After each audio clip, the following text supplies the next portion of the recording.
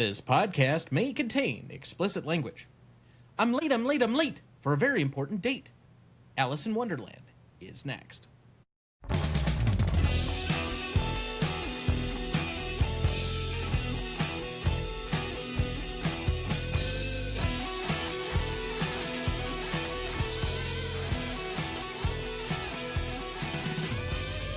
Welcome to the Greatest Movie of All Time podcast, the show that uses a unique rating style to redefine what the greatest movies are. I'm Tom Duncan. And I'm Dana Duncan. Tonight, for our 323rd episode, we discuss Alice in Wonderland from 1951, celebrating its 75th anniversary.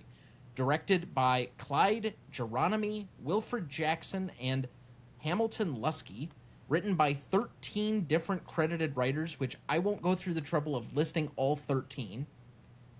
We also had music by Oliver Wallace and editing by Lloyd L. Richardson, with voiceovers by Catherine Beaumont as Alice, Ed Wynn as the Mad Hatter, Richard Hayden as the Caterpillar, Sterling Holloway as the Cheshire Cat, Jerry Colonna as the March Hare, Verna Felton as the Queen of Hearts, J. Pat O'Malley as Tweedledum and Tweedledee, the Walrus and the Carpenter, Bill Thompson as the White Rabbit and the Dodo, Heather Angel as Margaret, Joseph Kearns as Doorknob, Larry Gray as Bill the Lizard, Dink Trout as the King of Hearts, Jimmy McDonald as Dormouse, and Clarence Nash as Dinah. Background for the movie: based on Alice's adventures in Wonderland and Through the Looking Glass by Lewis Carroll, Alice in Wonderland opened on July 28, 1951 in New York. On a budget of $3 million, the film would roughly earn $2.4 million domestically and would not finish inside the top 10 for the year. It was mostly critically dashed at the time, with many critics decrying the lack of adhesion to the Lewis Carroll books as well as the lukewarm entertainment of the film. Yet, it was still nominated for one Oscar, original score for Oliver Wallace. The film and the book, though, still holds some cultural sachet for phrases such as down the rabbit hole, a Cheshire grin, and popular character names like Tweedledee and Tweedledum. Disney has still included Alice throughout its theme parks, has made a stage musical of the film, and authorized a live-action adaptation by Tim Burton and Johnny Depp in 2010 that grossed over $1 billion. Alice in Wonderland currently holds an 82% among critics on Rotten Tomatoes, a 68 score on Metacritic, and a 3.8 out of 5 on Letterboxd. But we can't do this by ourselves, so we bring in two supreme veterans of the show, longtime guests, our returning celebrity guests for the evening. First up, let us welcome back in our second most often recurring guest, the host and creator of the Best Picture cast, a CLP contributor and a 5-time club member, making his 20th appearance on the show today and earning his hoodie. It's the Irish Iron Man from Long Island. Please welcome back, Kieran B.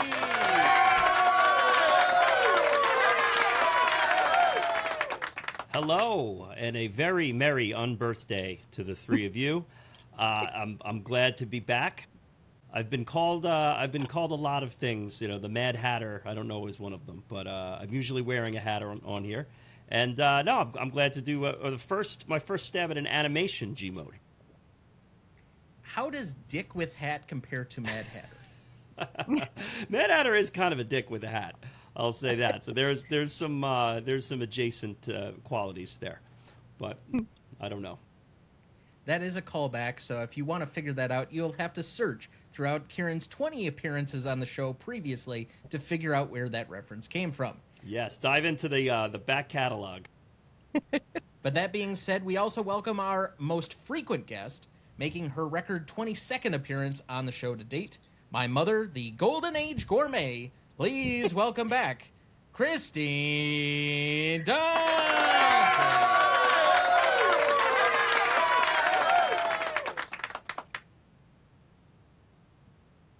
Nothing to say Hello. for yourself? Not really. Yeah, okay. 22 appearances and 22 appearances. yeah, you don't know you're supposed to say hi when You're introduced. Okay. Yes, okay. So, hello, everybody. That'll make it into the episode just after a week after her doing the hustle to open up Princess Diaries. I was definitely wishing I was watching on video as I was listening to that today in Home Depot. I didn't know a Home Depot trip was in the cards. Yes. It was. It just was serendipitous. I was there today, the morning of a record, listening to the previous week's episode. It all just came together down that little rabbit hole I went. He ties it in nicely. So welcome, both of you. I said I was going to say something about the Golden Age gourmet. I'm not that old.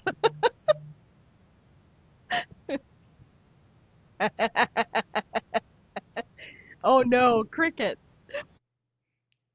Yeah, so as I gave to you on your 40th birthday in a card, if it's too loud, you're too old. And I'm sorry, the music has often been too loud for you. Been too loud since we got married. Yeah, I was going to say for years. Now that I lost my hearing in my left ear, it's troublesome, yeah. I mean, The Who cannot be played at a volume of like under 7. It just doesn't. It can just work. not be played.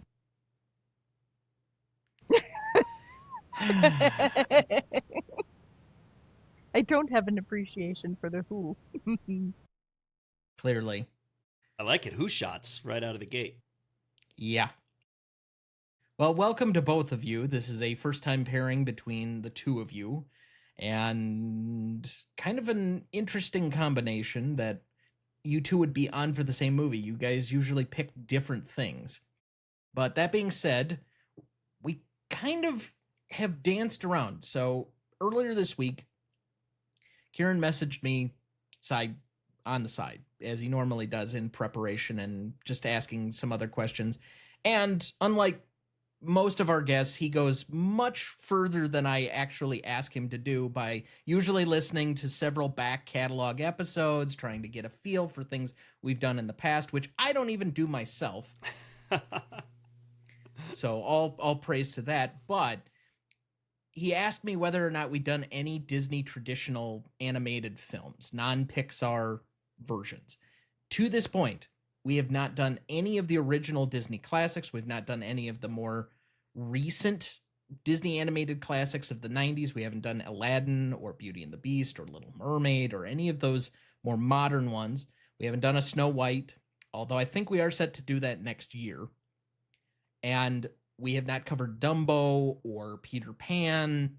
Yes, anything. And we wouldn't even need to watch Peter Pan. I have that. That's true. I have that burned into my memory. Because there was this little boy who used to, every Saturday, if Mom was working, what do you want to do? Watch Peter Pan. All right, we finished Peter Pan. What do you want to do? Watch Peter Pan. We'd watch Peter Pan 3 times in a row. And then what else he would do you do with a hop good movie? around the house. I'm following the leader. Yeah. Well, then I would fight Captain Hook with a cardboard tube. Yep. A as my tube sword. from wrapping paper. That's what you do. You recreate films in real life. There you go. Unless you're with Charlie Sheen. You jump on the sofa. Well, I was going to say, Steven Spielberg didn't become Steven Spielberg until he started trying to recreate films in real life. But regardless, so this is the first time we've covered any sort of Disney animated throwback classic of the old cell variety, especially something that is much older. I'm not even sure the original 90s films really were done on the cells in the same capacity. I think some of it had to do with they probably digitized some of that process. But this film, you can really tell from almost the opening shots that it's on the cell framings and how the movement is in interjection to that. So we have our hands full tonight. We haven't really covered anything like this, especially in animation going back this far. But let's just start as we normally do. What is everybody's relationships to the film? Let's start with you, Dad. Well, when I was a very little boy, probably 5, 6, I had many millennia ago.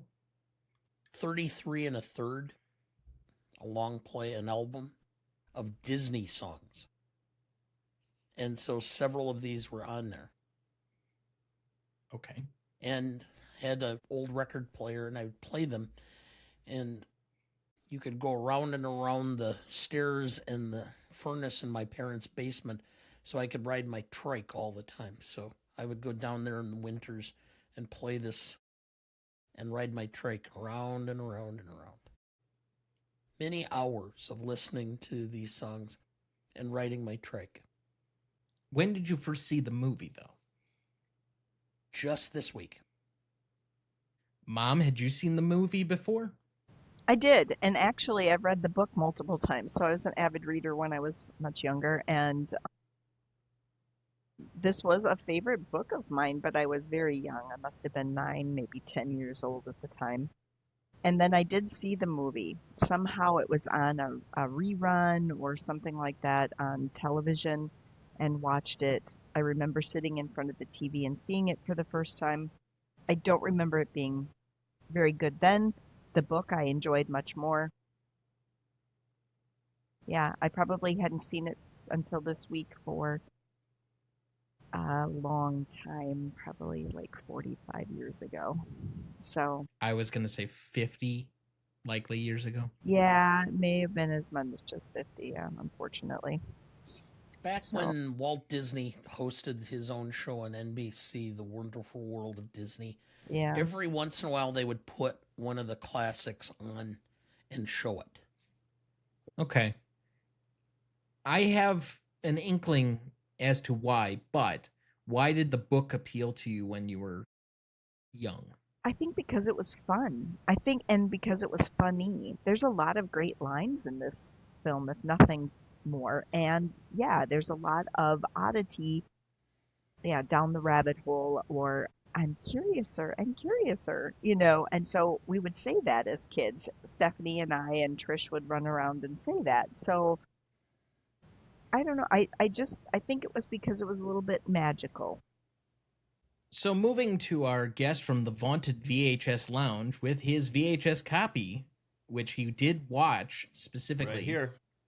There you go. That's right. I have this is the 1984 original release. You see the Black Diamond Classics as you go on there. You get the tape itself here. Look at that were bad you boy. kind and rewind? I never rewind because it's better for the tapes. Just a little nugget there for you. But yeah, so this thing is probably about as old as I am. Maybe a year younger. But no, I this was, as Dana was talking about with Peter Pan, this would be one of the ones that was burned into my memory as a kid, was on all the time. We had the VHS back then. And I was also a big Disney Channel kid. And the Disney Channel, before it moved to like their original sitcom kind of era, it was a lot of animated shorts and animated movies, and would just play on loop. So I got a lot of like those Mickey and Pluto and Goofy. We're probably talking early 90s, late 80s, like that time there. So you're getting a lot of that. And Alice in Wonderland was one of the ones that was on all the time. And what drew me to that? I think what you were saying there, Christine, is that there's a lot of oddity to it, and it's kind of dark. It's kind of a dark movie in a lot of respects. But it was very fascinating to me, and the animation is obviously a standout as well. They also had like a live action miniseries of Alice in Wonderland that was definitely dark. That had like the Jabberwocky in it and all that. It was a little more expansive and I think closer to the novel itself. There might even have been like a little mini series too, which was more of like a true children's show. So there was a lot of Alice in Wonderland content kicking around there in the early 90s, late 80s there. So that's kind of where my history is with it. I want to say I probably revisited it again in adulthood, maybe about 10 years ago or so, and then watched it again for this. So as I said, it's a lot of it came right back to you just because of how many times you saw it as a youth. This is the first time I have ever seen the film in any sort of totality. I think I've seen small clips or like the equivalent of a GIF at some point or another. I knew of several of the characters.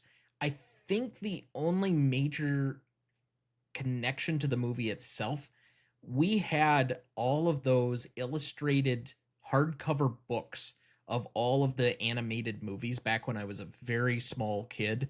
We still have a bunch of those in the basement. Yes, we do. But I want to say this was one of them, so I knew roughly the timeline and progression of the story, but I'd never actually sat down and watched this. I really didn't know any of the songs or anything else. So I thought, like a lot of movies we kind of get around to eventually on the show, I would just try and go in relatively clean and kind of figure it out from there. But I think I got the idea of the film. I don't know if it washed over me with a certain level of fondness or nostalgia that I think for other people it may have. I think I understand it. I just don't know if it resonated with me in the same way that it does with others. But let's talk about this more generally and back out just for a second, since this is the first time that we've really covered any of the traditional Disney animation. Obviously, all of us in some way, shape, or form grew up with some version of this as we were children. How does that affect your appreciation of the genre of animation or inform it as you've kind of grown up? Well, I mean, like you said, I would say that everyone, more or less, I would think, maybe everyone is a little too general, but most people have some sort of relationship with one or a few of the Disney animated classics and quote, because that's going to be different based on your age group. I mean, for some, like an Aladdin is a real throwback classic. For me, it was like, came out as I was into with this stuff already. So your real nostalgic hits are going to vary. The results will vary for the person, like whether you grew up watching Pinocchio all the time or Peter Pan all the time or Cinderella or Sleeping Beauty.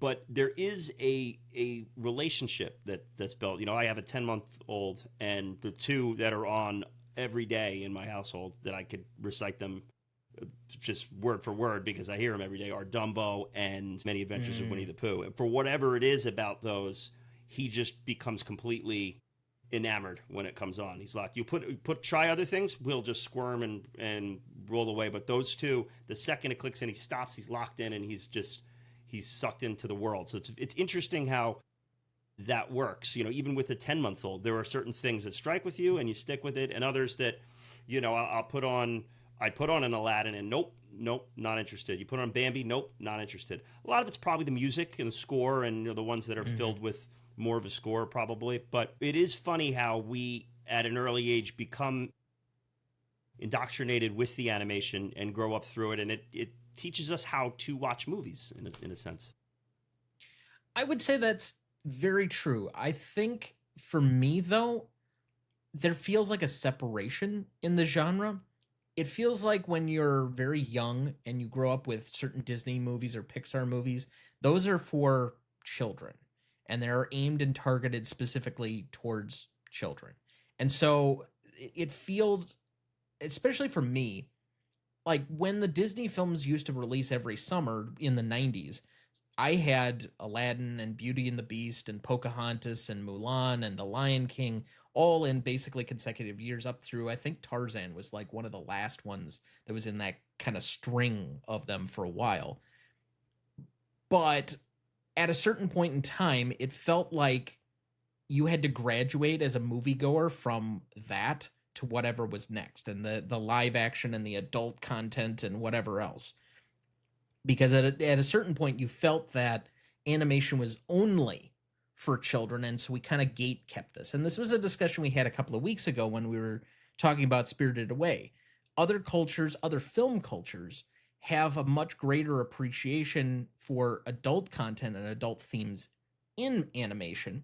And I think the animated environment has definitely changed as we've had different filmmakers more recently trying adapting different works through that. But for me, I felt, and I still think, it's not just me. I think a lot of American culture separates those two, that animated seems to be just for children to a lot of people. And I'm not sure that's necessarily true.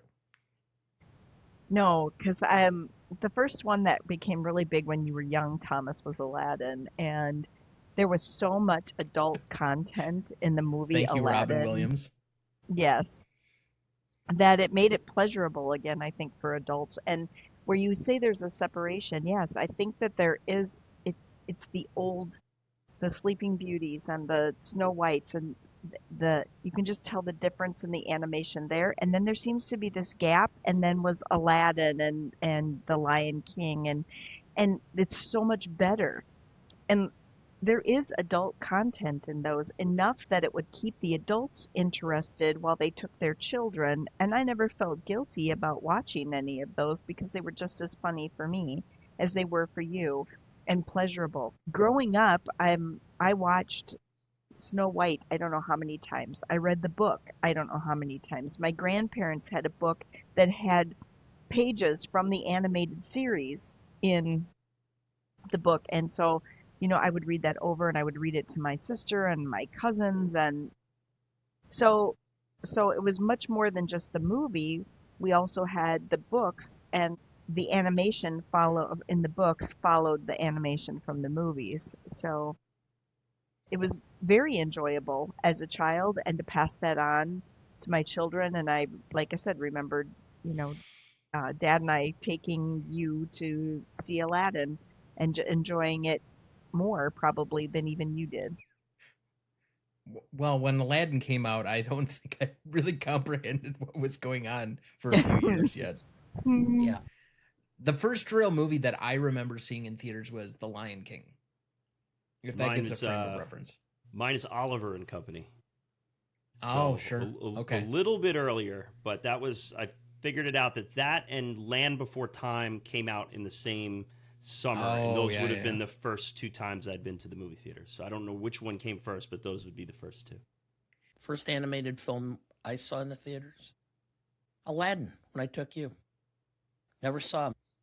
Never saw any of these. Wasn't an Never saw event them, when never you were watched younger. them. None of them. I mean, my first movie I went to the theater and saw was Butch Cassidy and the Sundance Kid. When movies came on, my dad had me sit down and watch The Dirty Dozen and The Good, the Bad, and the Ugly and True Grit. That's what I grew up watching. I did not watch animated films at all. Just was never anything that was encouraged. I distinctly remember my rotation, maybe past the initial Peter Pan days, as we VHS see of the truth. True Grit VHS copy here on the video feed. I think I had The Rescuers. The Rescuers Down Under was a bigger Yes. one than the original Rescuers. The Great Mouse Detective, Robin Lady Hood. and the Tramp. I didn't really wear that one out, but Aladdin became a staple. The Return of Jafar became a bigger staple when I was like 6 or 7. I'm trying to remember. There's a few in there that became bigger ones, but at a certain point, even though I know it was a huge movie, I had such difficulty with The Lion King because of how Mufasa dies. That was like too emotional for me.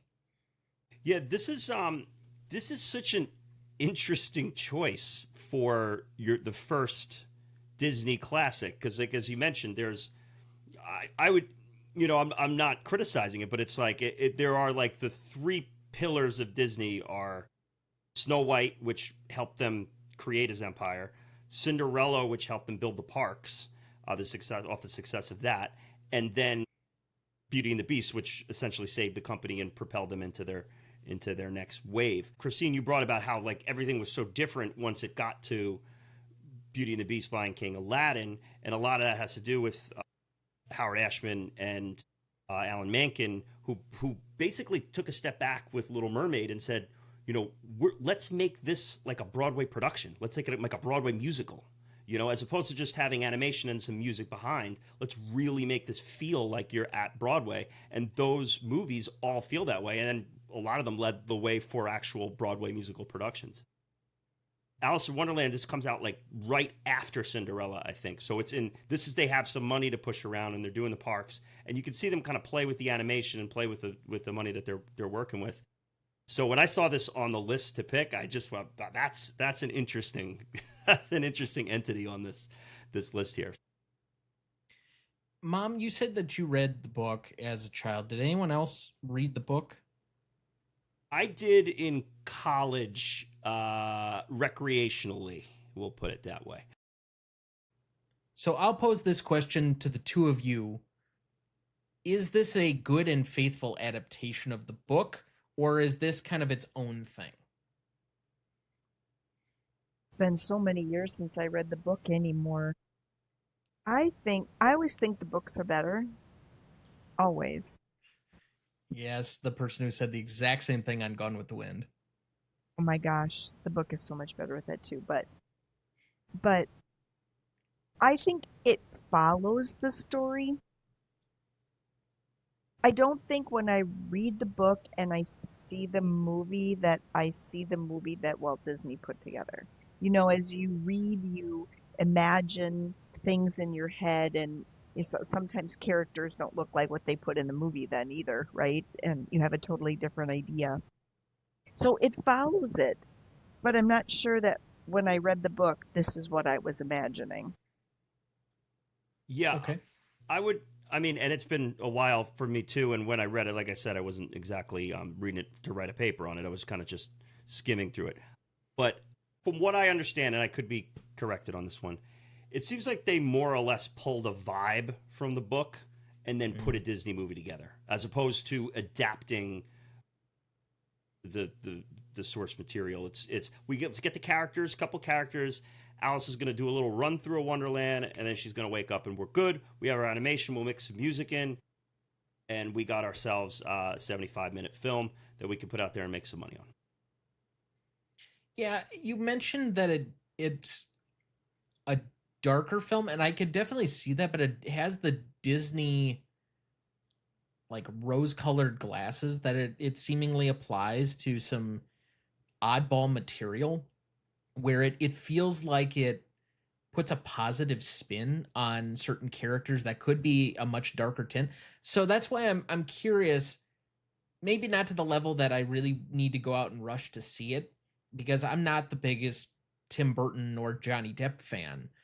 But at least seeing the live action version where both of them adapting something that's much more macabre, and given their proclivities and sensibilities, I wonder if that's a better adaptation to the book, especially because they did a sequel on the other book, and this is somehow combining two books into one.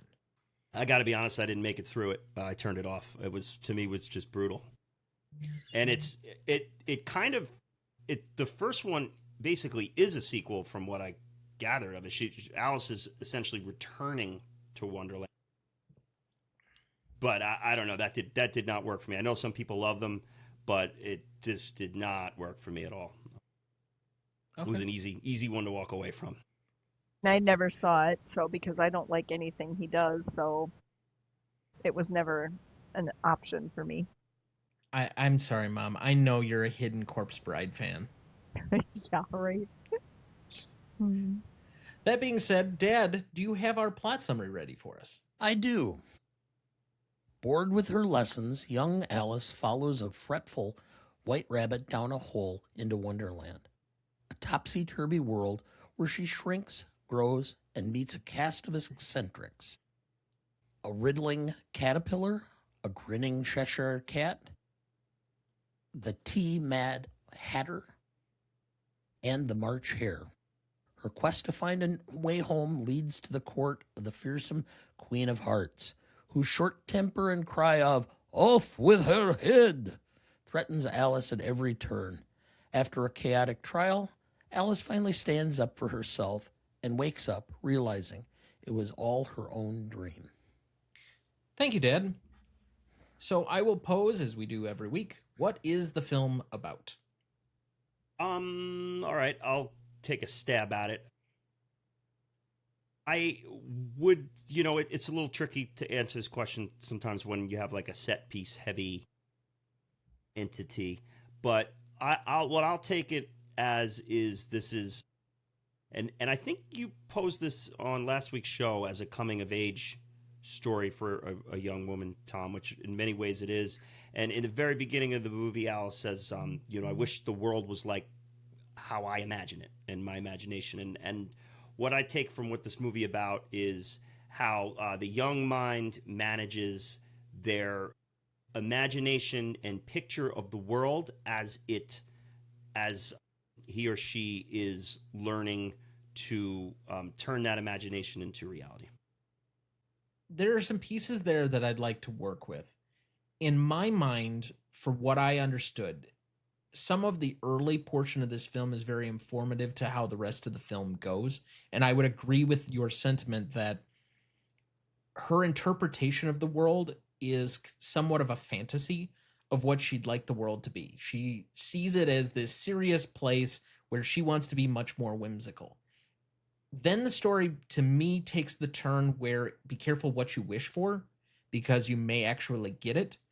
And it becomes a visual learning tool of a logical concept called reductio ad absurdum, which is taking something to its most absurd or ridiculous level to prove that it's a fallacy in essence.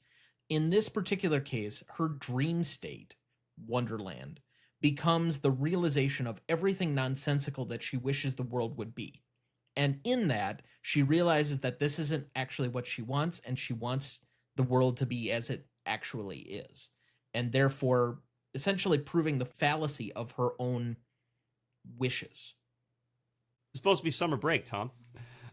Yeah. Well, I technically have an oral argument in 2 days, and then it's summer break. No, that's spot on.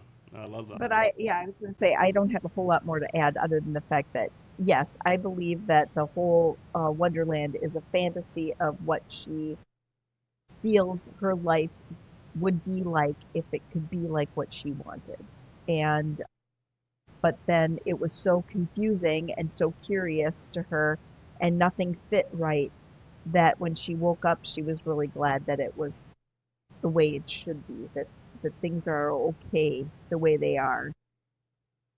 And so she dealt with the realization that her life was all right, just as it was. Dad, do you want to jump in here and give us your Letterboxd review that you've been spouting to everyone for the last week? Oh, I gotta look this up.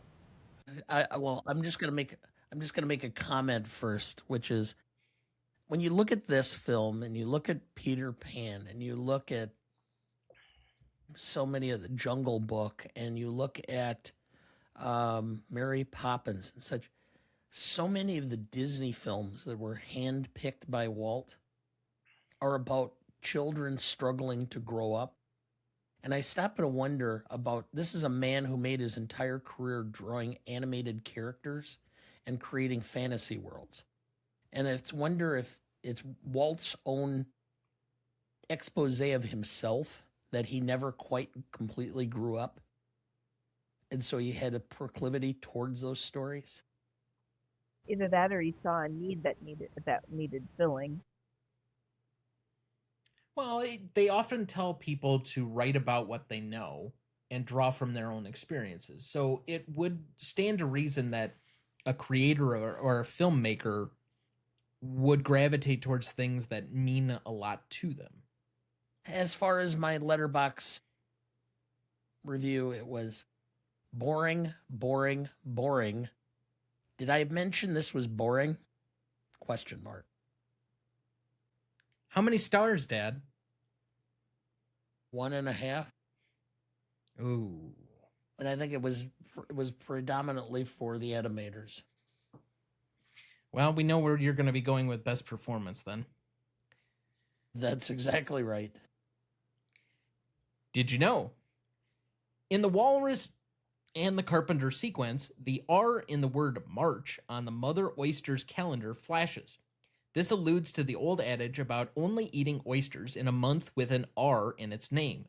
That is because those months without an R, May, June, July, and August, are the summer months in England, when oysters would not keep due to the heat in the days before refrigeration. Damn, I had oysters last night too.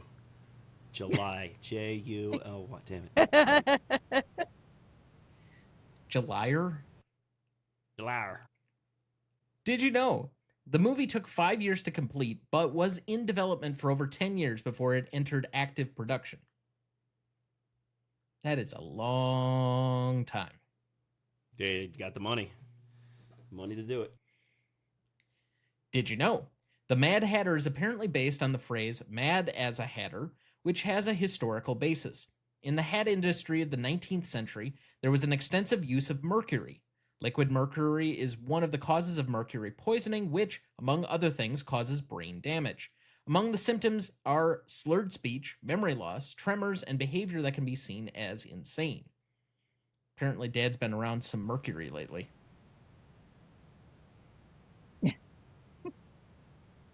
Did you know? This movie has more songs and characters than any other Disney animated film. I find that hard to believe for the songs, not the characters. There are a lot of characters in this movie. With the music, if that's the case, I will make the statement that it is certainly quantity over quality, because this does not have a song that stands the test of time in the movie. No, I was going to say, most of them are forgettable. Yeah. I don't think there's any one that I could pick out and say I really remember it, and we just watched it last Friday. Mm-hmm. I had to stop and think of whether there was music in it. Well, that I could have told you. That's not hard to find. I mean, but whatever. Did you know? Continuing the pattern of film versions of Alice's Adventures in Wonderland not being commercially successful, this movie was a huge box office failure. However, it did become something of a cult film during the 60s, where it was viewed as a hid film. That's in quotes. It actually is also a reference to the original version of what was a cinephile film. Several years later, it became the Disney Studio's most requested 16mm film rental title for colleges and private individuals. In 1974, the studio took note of this fact, withdrew the rental prints, and reissued the film nationally themselves. I wonder if that, because it became funnier if you were high, some psychedelic drugs, maybe it made more sense. When you said head movie, I was like, you're missing a word there. You're missing the pot in front of the head.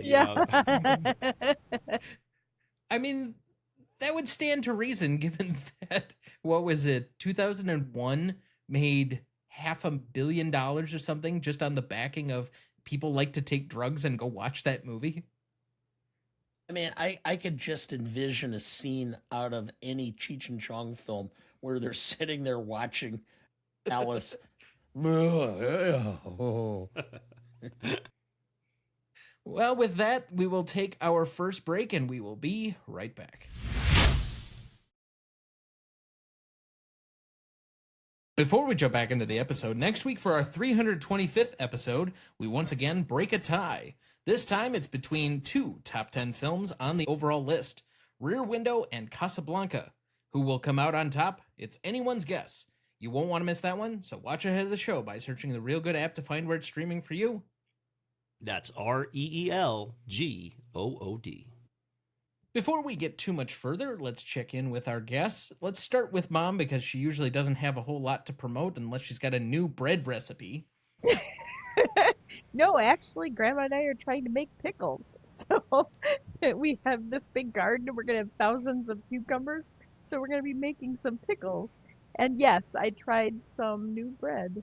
So some Italian sourdough.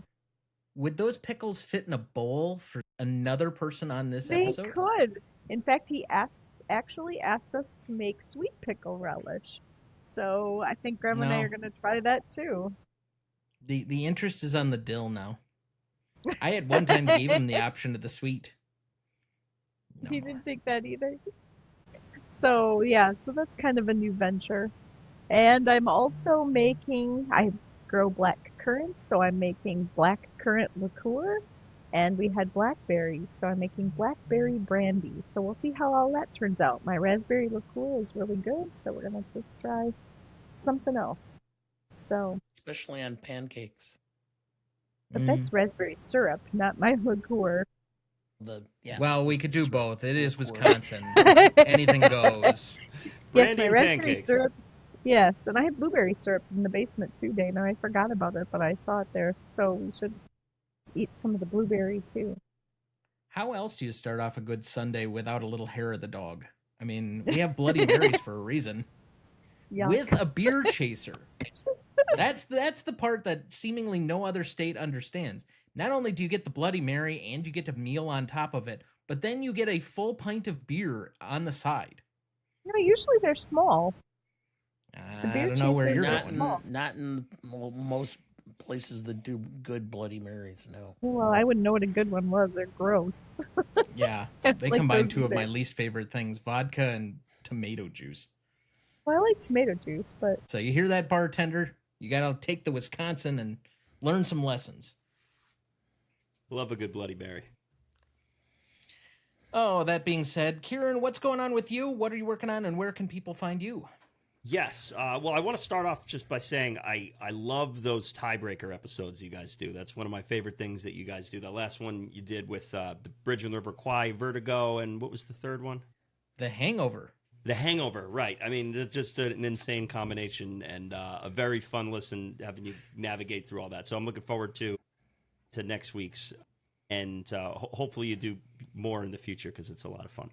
But I'm at Best Picture Cast. We go through all the Best Picture winners over there.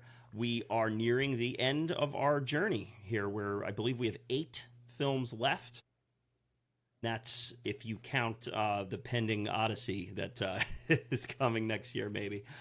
So we're approaching the end, and it's been a great run. We just did our season 6 rankings, which is basically our final grouping of a true 15.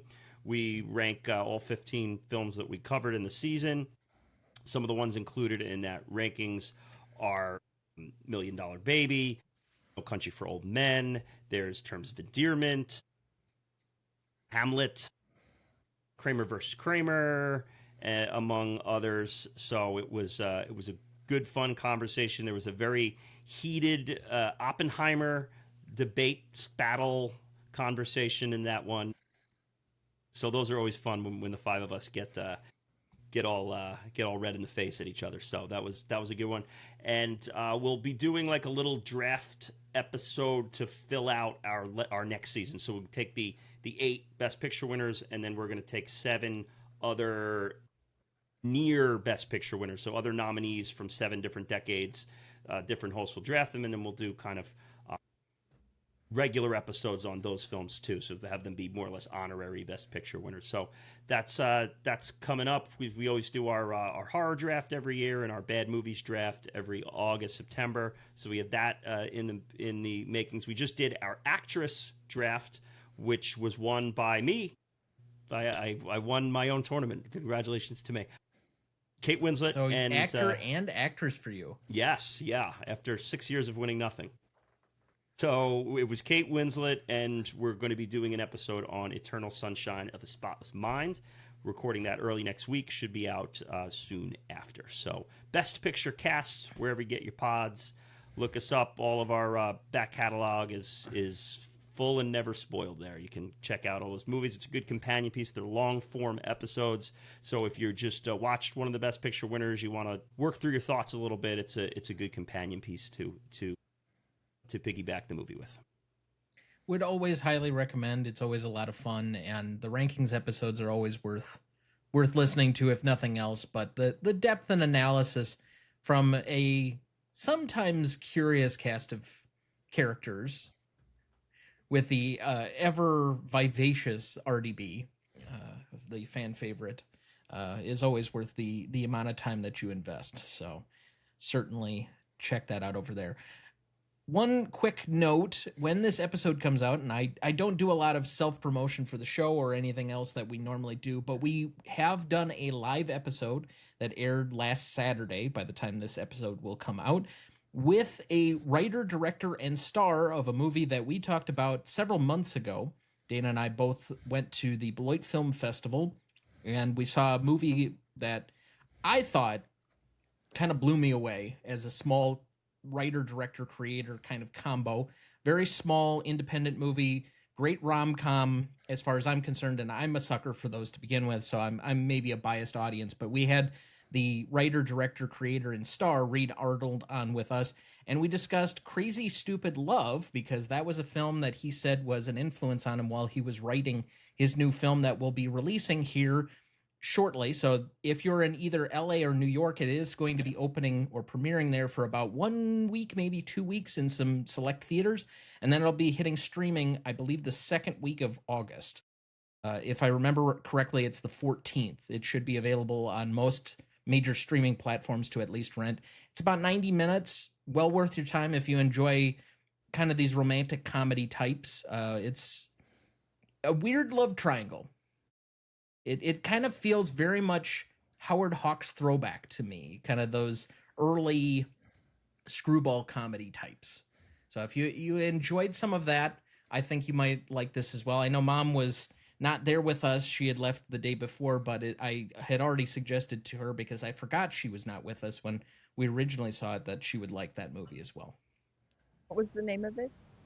The name of the film that is going to be coming out is Do Us Part.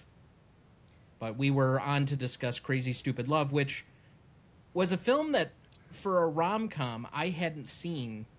I only caught up with it maybe a year ago, 2 years ago, something to that effect, and caught it then. And I don't know. Gosling is amazing in the film. Steve Carell's always brilliant, but yeah. So highly recommend that one. But now that we got a little navel gazing out of the way, we left off at best performances. Dad, what did you have down? Shock. The Disney animators. I did as well.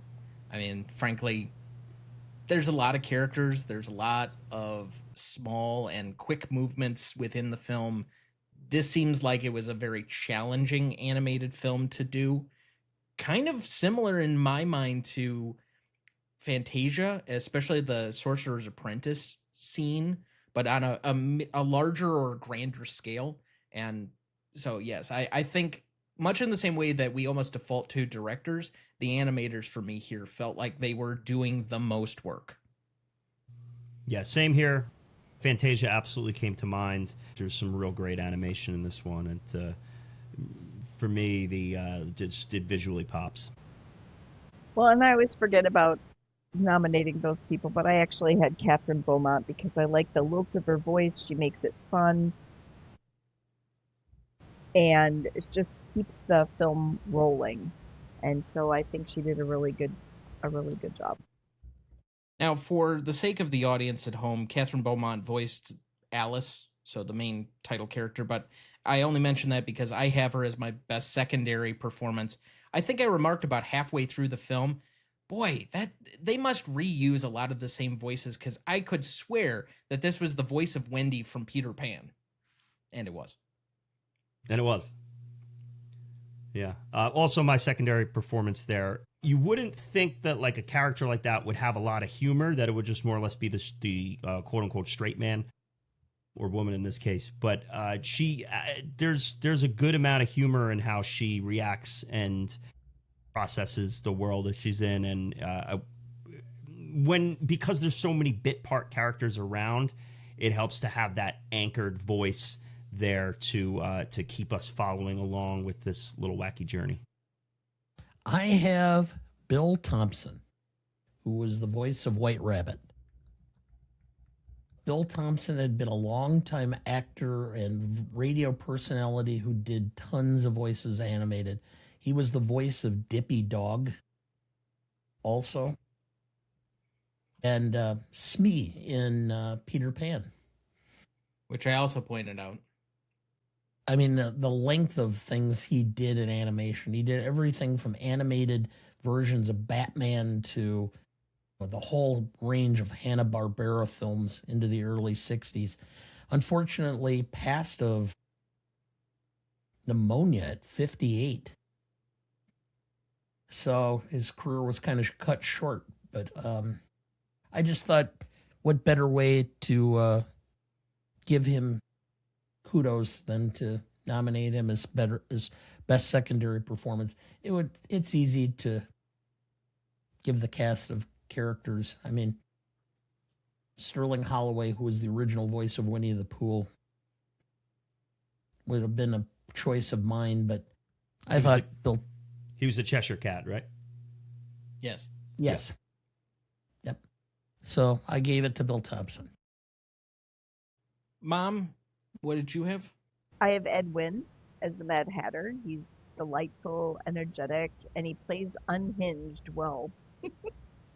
So I also have him as my most charismatic, since that's the next category. But I think he is one of the most fun side characters in the film, and I think he does a good job of playing that kind of wacky, or voicing over that wacky character.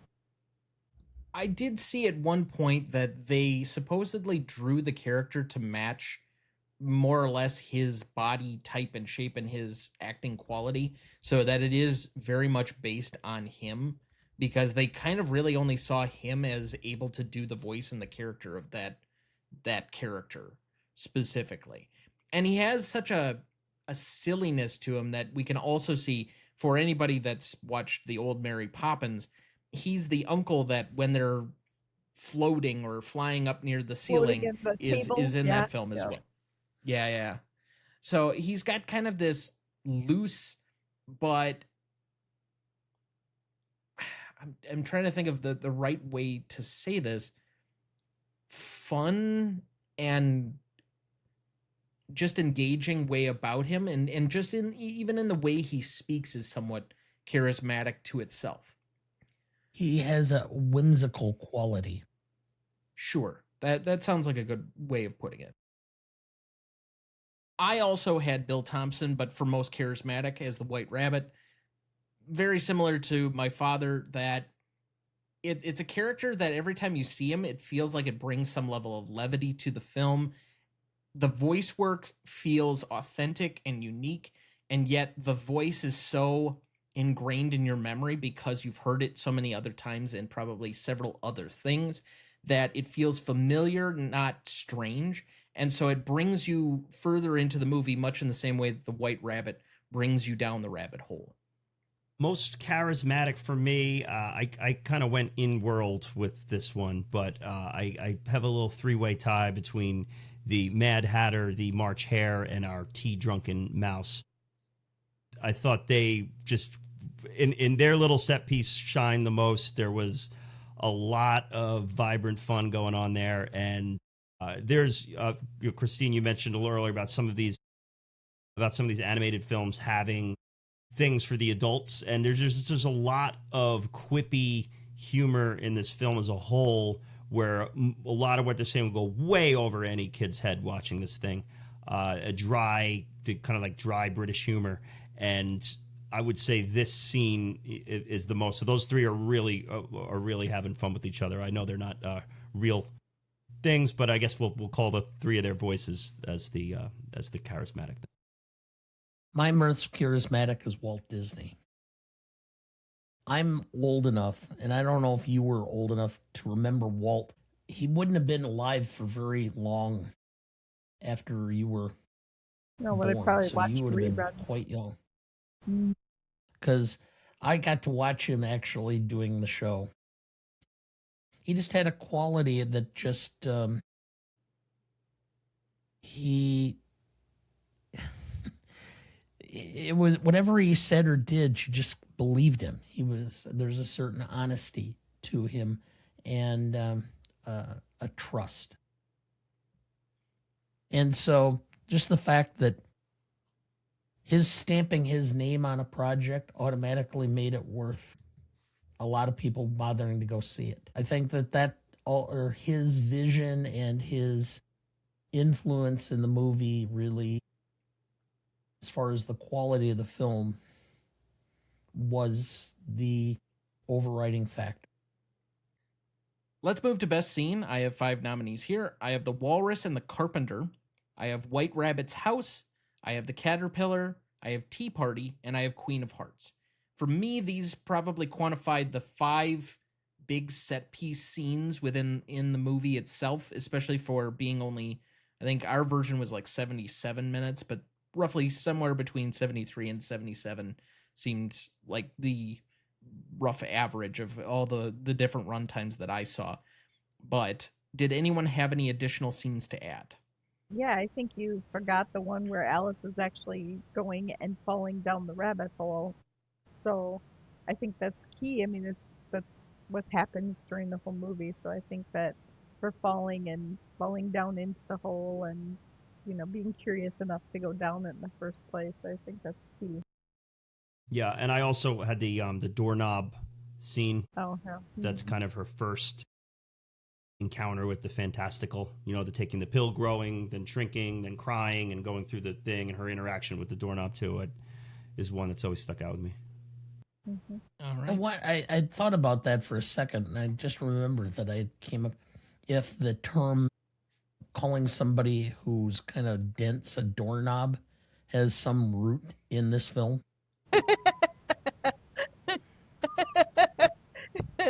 Yeah. Could be. Oh boy. I have a feeling it probably originated well before that, but sure, we'll entertain the idea.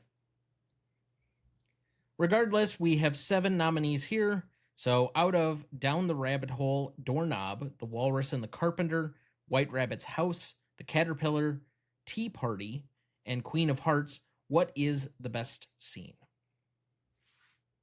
Definitely the tea party. I think that's the most jovial. I think that's where, as Kieran was saying, things are just kind of flying and they're talking absolute nonsense about the whole unbirthday. And then, I mean, it's just, you have to really pay attention to catch everything that they're saying and all the humor that's in it. And then they're just whimsical, like Dad said. They're just, that's the most fun scene in the whole movie. Yeah, for me it would be the best and my favorite here for this one. The watch, the 2 days slow watch and putting them all the things in it, and they pass the mustard. What do you must be mad? Lemon, yeah, and then they put so it's I like that a lot. I have nothing to add. I would also put that as the best scene. I have the White Rabbit House, and this is It's a why. good scene too. Alice has the ability to control her environment and how her environment reacts. And the scene really tells Alice that she has the ability to control how she reacts to things around her. And I think that's what the scene says. And so to me, that opens Alice for her growth throughout the remainder of the film. Poor Bill. I did not have that as my best scene, but I have it as my favorite scene. In a similar fashion, I found this to be somewhat humorous, but also enlightening and fun. And I guess I just enjoyed seeing the White Rabbit really kind of like freak out during the middle of the film, because it gave me more exposure, particularly other than in brief sections, to Bill Thompson's work. And so I thought, as far as enjoyableness, that ranked fairly high for me. Exposure and briefs in the same sentence, Tom.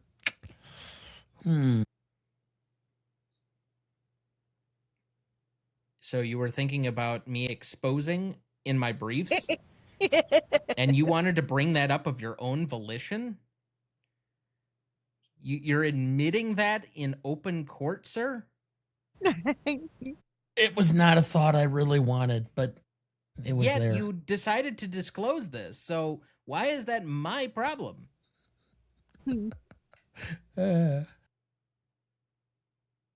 Moving on, other favorite scenes. I had Tea Party. Most indelible moment, I have the Queen of Hearts. I don't know why.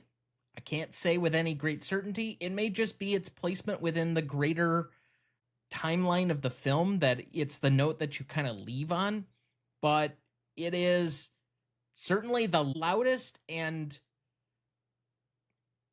I guess most obnoxious and boisterous character in the film.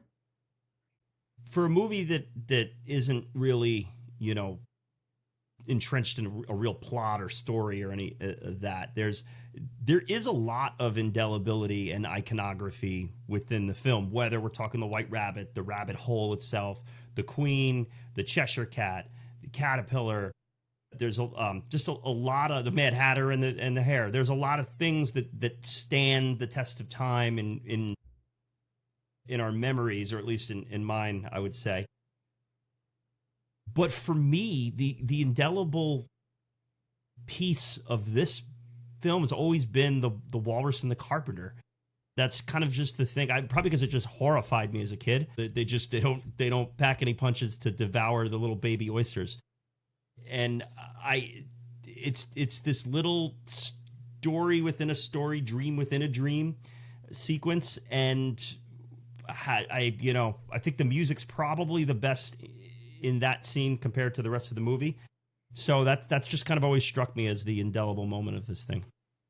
Mine is Queen of Hearts, but it's as much for the King of Hearts as for the Queen of Hearts. That's right. Yes, you would resonate or connect with the emasculated man.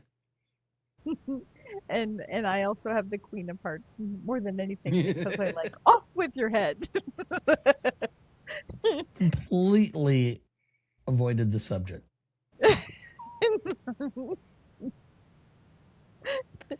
Why should I go down that rabbit hole? Well, that looks like a great place for our second break. We will be right back.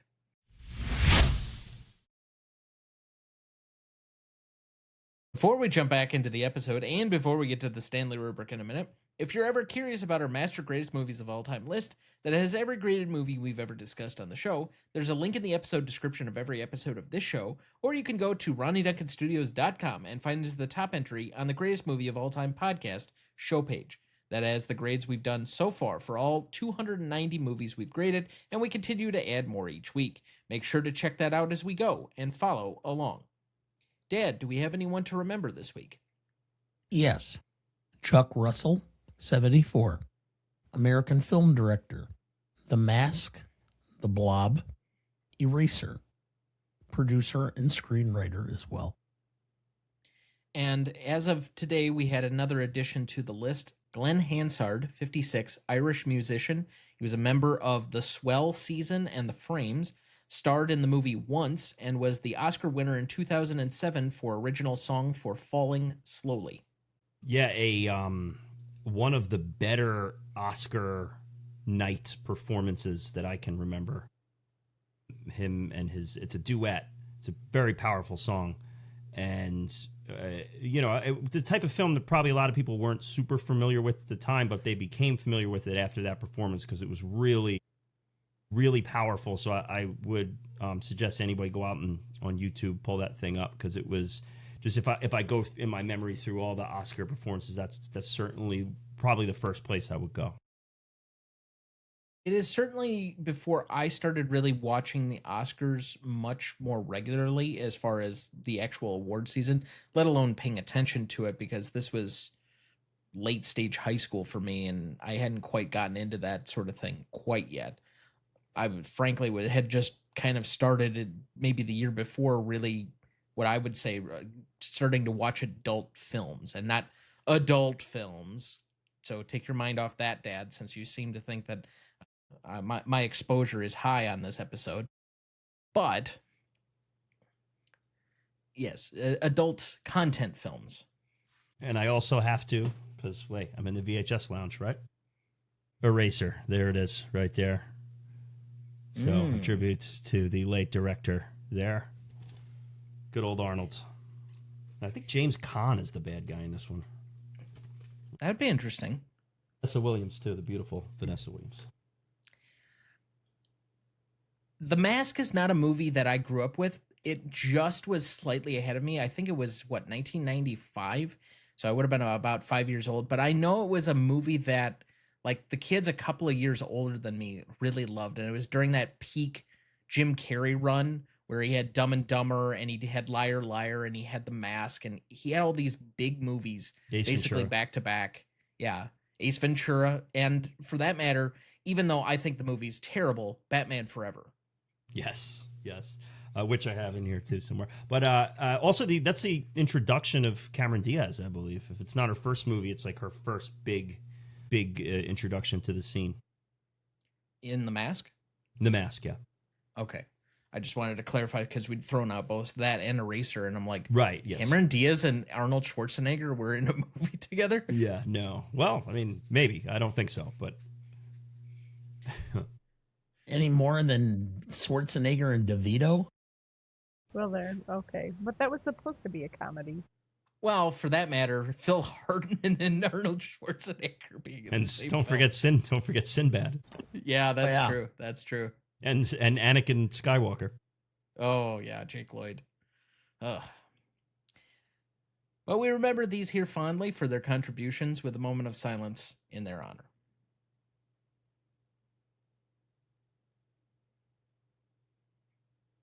Thank you. All right, let's move to best funniest lines. First up, I have the doorknob. Read the directions, and directly you will be directed in the right direction. I don't think. Then you shouldn't talk. The Mad Hatter. Alice, it would be so nice if something would make sense for a change.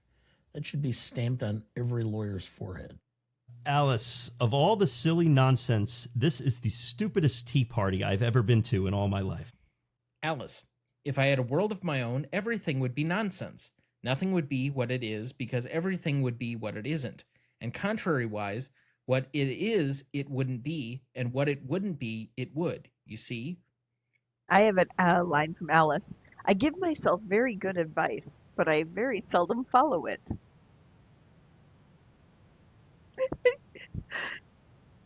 Yes, I What? know, Dana. Somehow that resonated with me. Yeah, I was just wondering how you picked that one. Alice, curiosity often leads to trouble. Dodo. Ahoy! And other nautical expressions. White Rabbit. I'm late. I'm late. For a very important date. No time to say hello, goodbye. I'm late, I'm late, I'm late. The Cheshire Cat and was talking about the state of Alice in Wonderland. He says, "We're all mad here. I'm mad. You're mad." I have one more. Queen of Hearts. I warn you, child. If I lose my temper, you lose your head. Understand? I have All one right. from the White Queen. Okay, go. Oh, go ahead.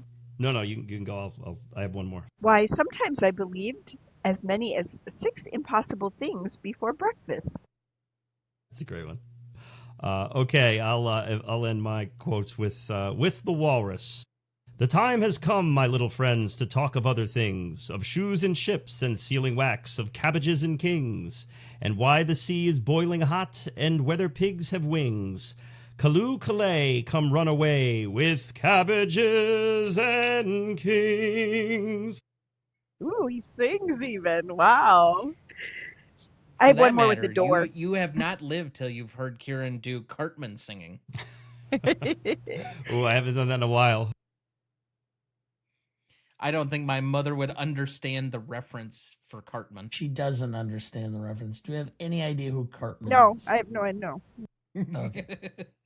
Yeah. Okay. So I have one last line with the door. The door says, "Why, it's simply impassable." Alice says, "Why, don't you mean impossible?" "No, I do mean impassable. Nothing's impossible." That brings us to the Stanley rubric. Legacy is up first. Legacy is a measure of the legacy of the film approximately 5 years after it came out to today. So roughly 1956 to today. What is the legacy of this film as shared between two equal yet separate groups? The industry and the audience, 5 and 5 points apiece for a total of 10. Dad, would you like to go first or second? Second.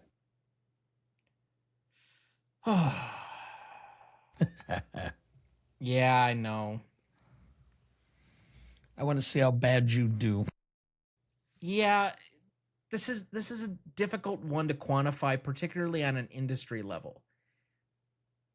Even with the cult following aside, which we'll get to when we get to audience, and we didn't get a chance, unfortunately, Kieran, for the famous office poll that we would usually every week. This one But would have done well, too.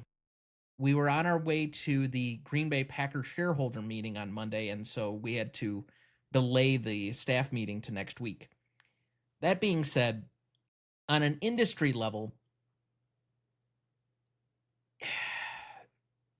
nobody's really promoted from this. I don't think, because it technically did not make back its money, that Disney was really high on this movie or had some sort of financial windfall. They had it from other movies. I think they made this as part of their staple because they spent so long to make it, and they didn't want to lose that, basically what they'd invested. But I don't think it's a particularly high industry value movie outside of basically Disney parks. The book itself, the characters, the cultural sachet that it holds, I wonder to a degree how much is from the movie and how much is from the books, and how much that each of those is kind of seeped into culture as a result of that. I think there's an argument to be made that because this was a cult following by supposed tastemakers in the 60s and 70s, that some of the phrases that we know of and are much more colloquially used are a result of the fact that people with some level of taste making introduced them into the culture because they liked this movie. I know I'm jumping all over the place. So let's just say from an industry level, because it's pretty centralized to Disney, I'm going to give it a 1.5 rating because it does have some resonance, but it's not in the top 10 animated films that anyone would necessarily think of even Disney animated classics. They're going to go through maybe even before the modern ones. Kieran was mentioning several before, but Peter Pan, Dumbo, Snow White, Sleeping Beauty, Cinderella. You can name a handful off Jungle pretty Book. easily. Sure. Before you get to this movie, I just don't think it holds that level of sway. So I'll give it a 1.5 there. As far as the audience, because it has some level of cultural seepage, but again, it's hard to put a finger exactly on where that came from, I'm going to say this is a 3, and I'm going to give this a 4.5 for now. Just a question on it. The 1.5, does it factor in the Burton remake and all the money that it made?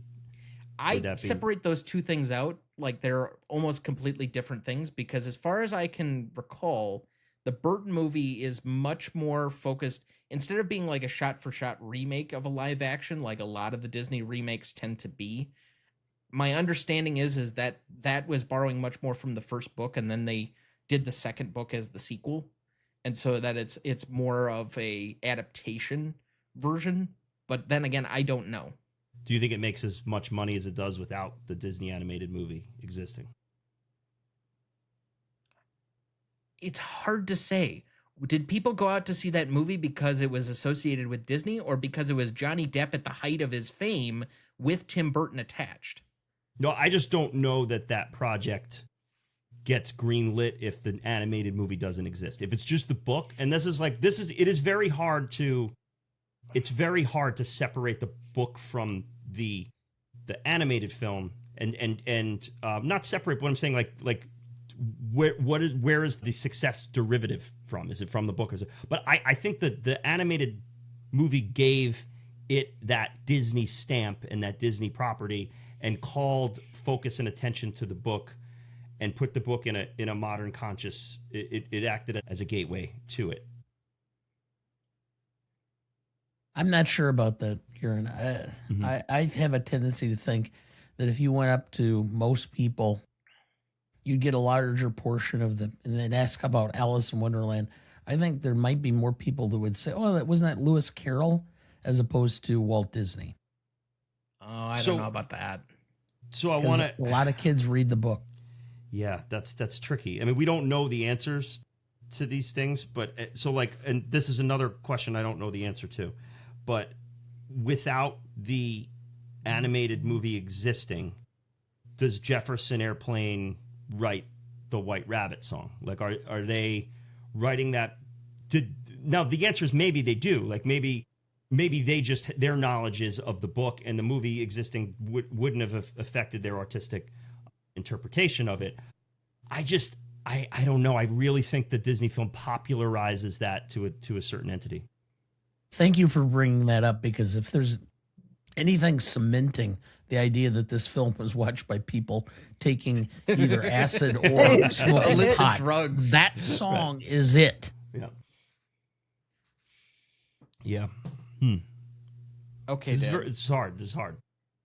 I think that I'm not quite at your level. I think the industry did, in the long run, pick it up. I mean, the fact that it became more popular and rose in rankings has to be taken into account. So I'm at a 2.5 for the industry, and I'm at a 2.5 for the public because does seem to be a strong feeling among a group of people as to the wonders or beauty of this film. So I'm at a 5 overall. I thought I was going to be too low from comparison to you, but okay. I also gave it a 2.5 for the industry. It was remade or used, or the story somehow, or the lines from the story have been reused and reused. There were at least 5 when I was doing some research today, at least 5 adaptations or remakes of the film. And so it had to be popular or they wouldn't keep remaking it. So I do think that there was some legacy with it. So I had a 2.5. As far as audiences, it was a big disappointment. I think people weren't really interested at the time that it came out to go to the film. Maybe it wasn't a big draw for kids. I don't know because it is so quirky. But I also had a 2.5, so I had a 5. So is this kind of one of the ways that I've decided how I'm going to tackle this, and I don't know if it's right or not, but this is how I'm just decided I'm going to do it. I'll look at like Disney animated films as a whole, and how like the peak performance of one would do in one of these categories, and then where does Alice in Wonderland fall within that grade. So that's kind of just a little parameter I have kicking around in my head while I'm doing it. I do think there's some iconography to this film. If you're doing this task with the Stanley Rubric and all that, you kind of have to make a decision. Are you going to credit the novel? Are you going to credit the movie? Or are you going to allow them to share some credit?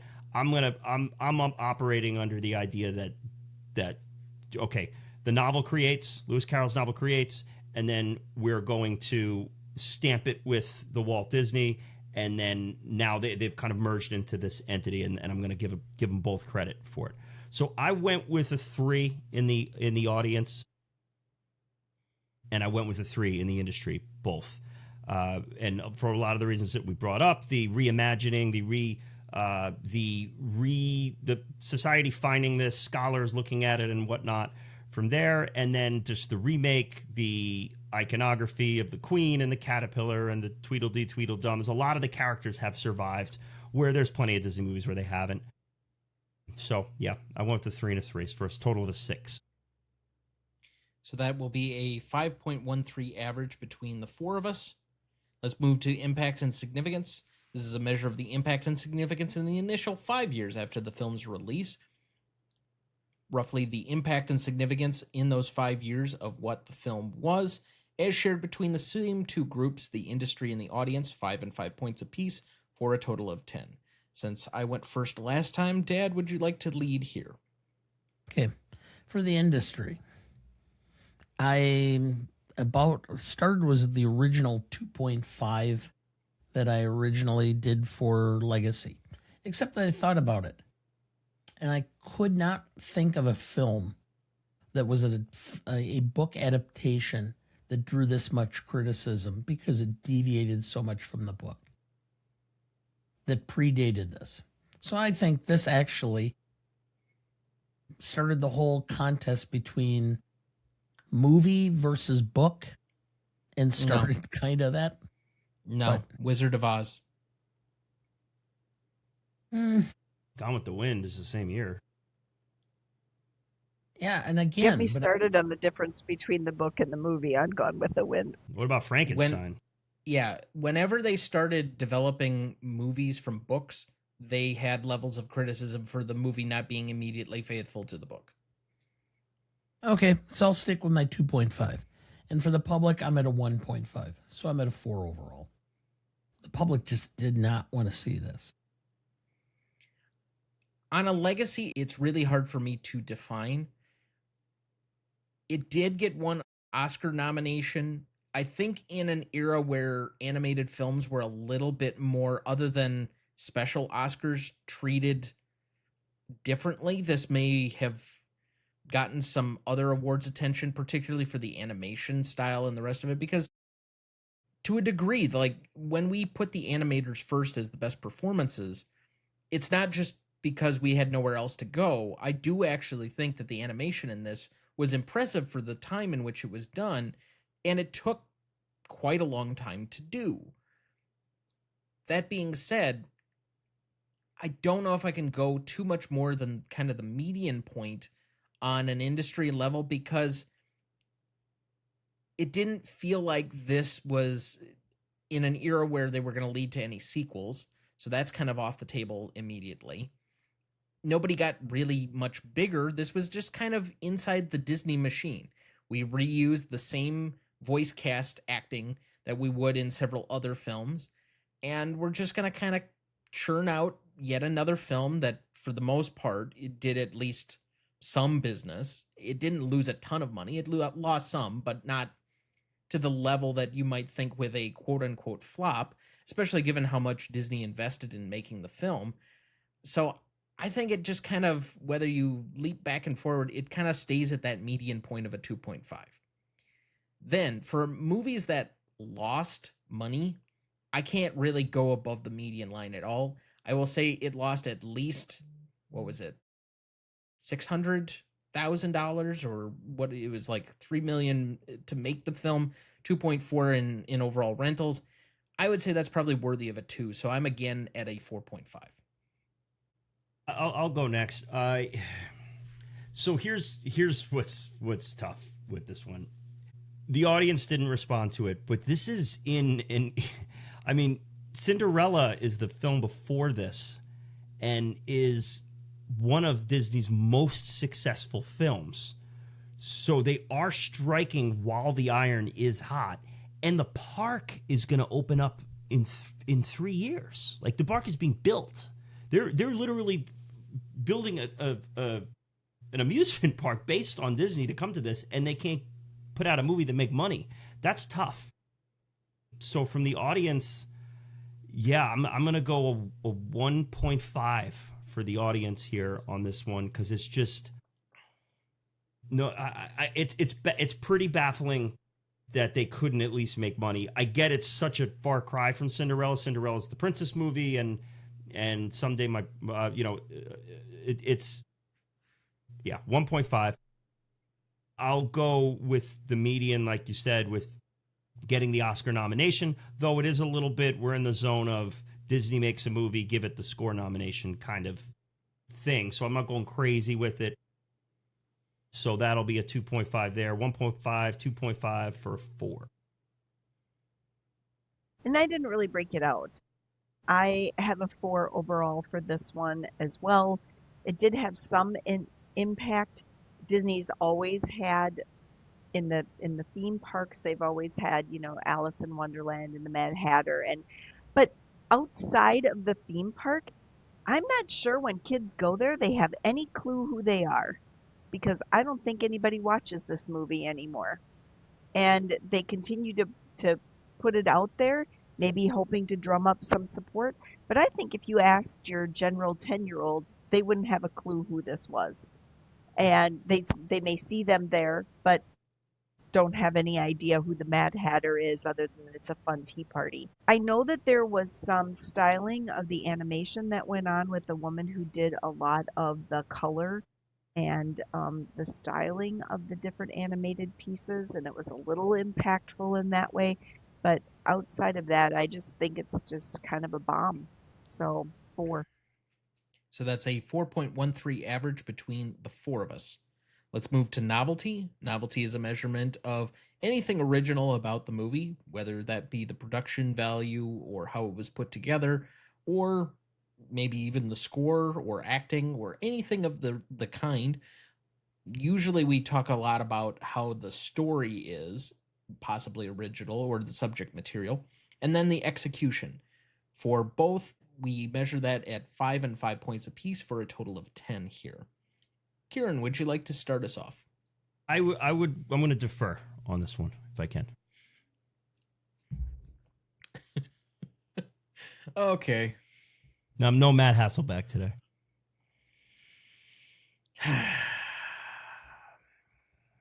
All right. I guess I'll try and navigate these muddy waters.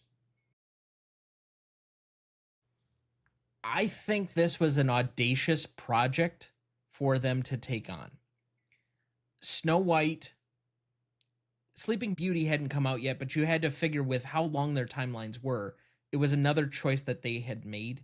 And they were adapting fairy tale novels and such that, other than Fantasia, I think for the era in which it was made, it's the most audacious, hard to make subject material that they had.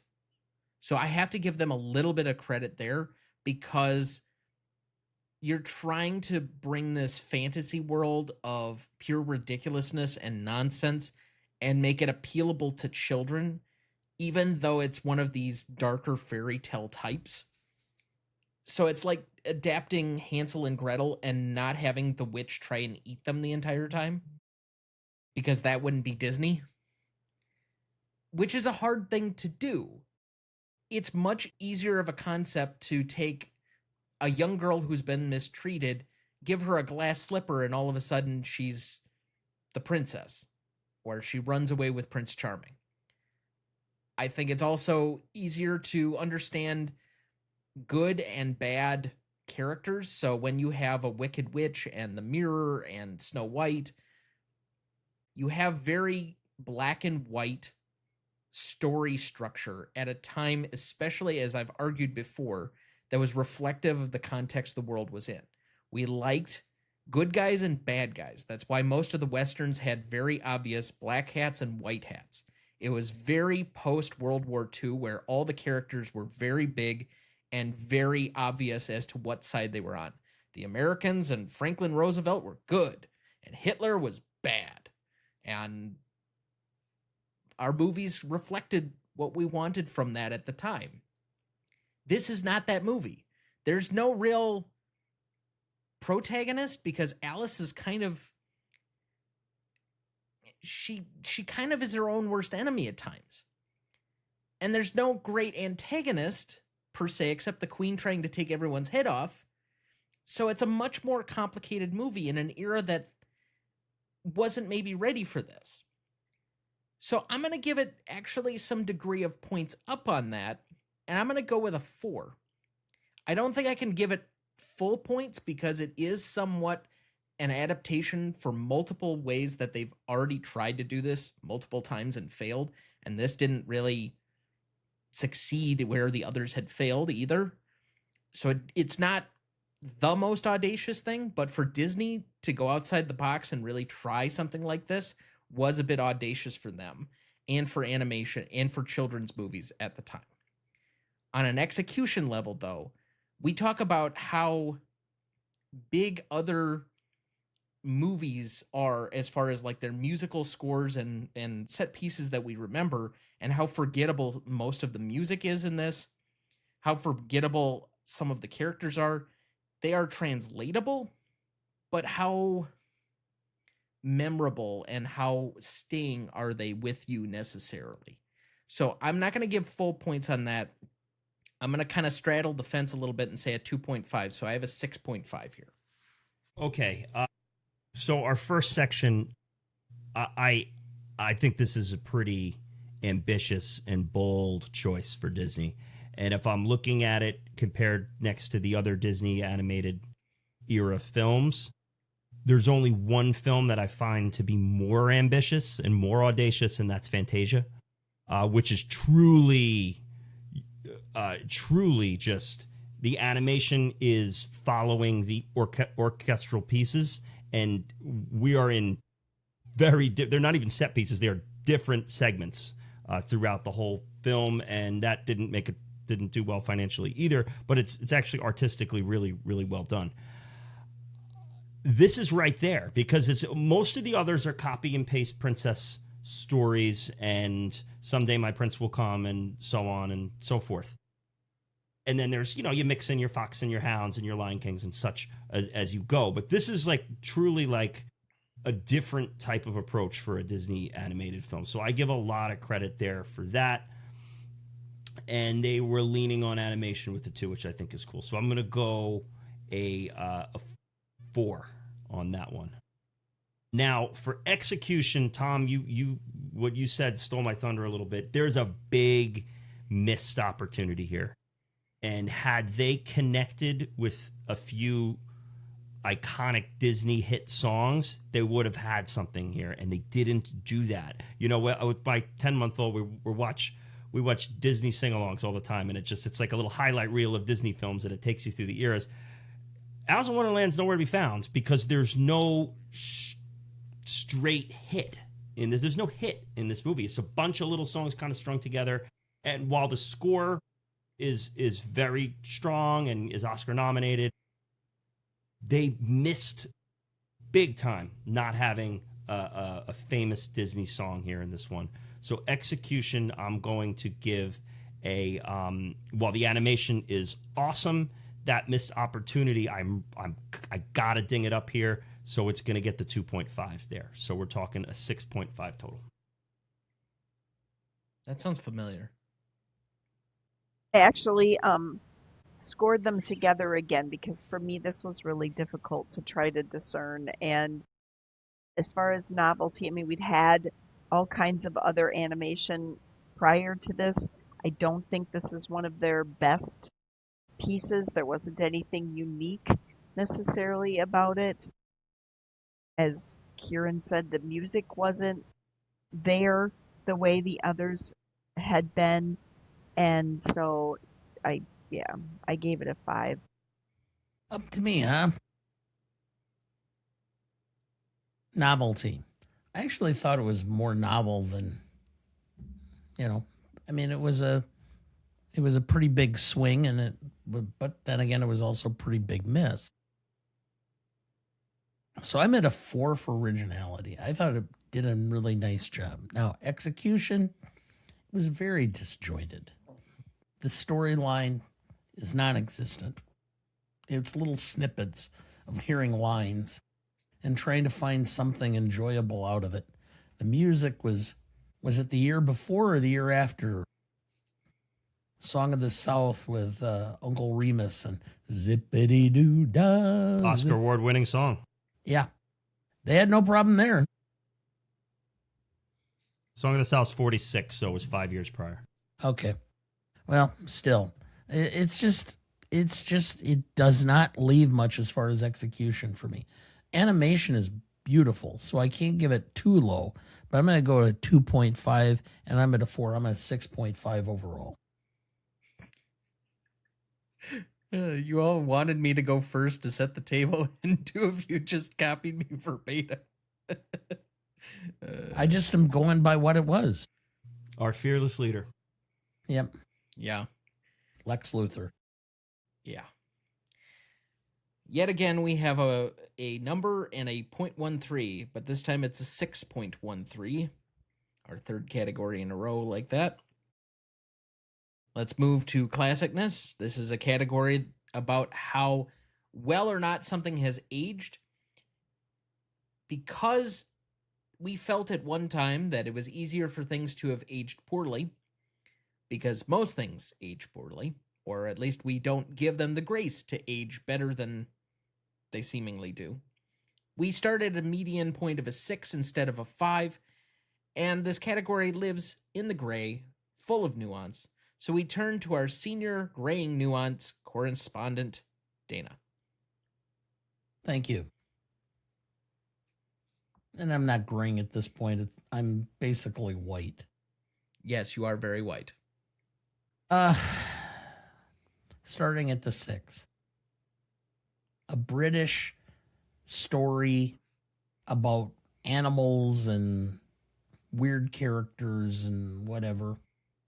I can't give it up or down either way. So I remain at a 6. Except that, does it age well? In the days of TikTok and social media, I really do not think any child is going to sit through this. They're going to go, I'm bored. Can we watch something else? Yeah. So I'm gonna give it a 1.5 down for that. You might get a kid to watch it because it's pretty and it looks good and whatever. So I'm at a 4.5. What about the king and the queen? The You're dominant female leader and the feeble king that's following her around? Female protagonists throughout? No, none of that. You might get some kids going, "Hey, mom, that's you and dad." It's so late at the end of the movie too. You might have lost interest before that even happened. I don't think that this film was aimed at a certain level of diversity, but I certainly don't have any problem with what was presented here, given the amount of different characters and animals and other things that were given life and voice during the course of the film. There's just nothing here as far as that is concerned, as far as subject material or story, that I find objectionable or problematic per se. Instead, what I would say is that I would agree the places where I give an emotional classicness is usually in like comedies where the jokes no longer work or something. I kind of am going to treat this a little similarly because the music and such is so forgettable for a Disney film where it's so tied closely to do you remember certain songs. We started off the show by doing Following the Leader from Peter Pan, and there were other Disney songs that you have all the time. I'm sure, given the opportunity, if we thought hard enough, Cinderella probably has a song we all remember, and Sleeping Beauty, and Snow White has something. And Bare necessities. sure, Bitty sure. boppity boo. Yeah. Exactly. Yeah. Yeah, even Lady and the Tramp is "This is the night." This does not have that song or have that emotional conveyance that draws you back to it at any point. I don't think it's aged poorly, but because of that, I'm going to drop this to a 5. Okay, so anything that's going to have this, I'm going back to my VHS for the listener out there. This black diamond in the corner here that says the classics, that's getting a high score for me. This is a Walt Disney classic here. We have a female protagonist. There's nothing about the movie that doesn't age well for me.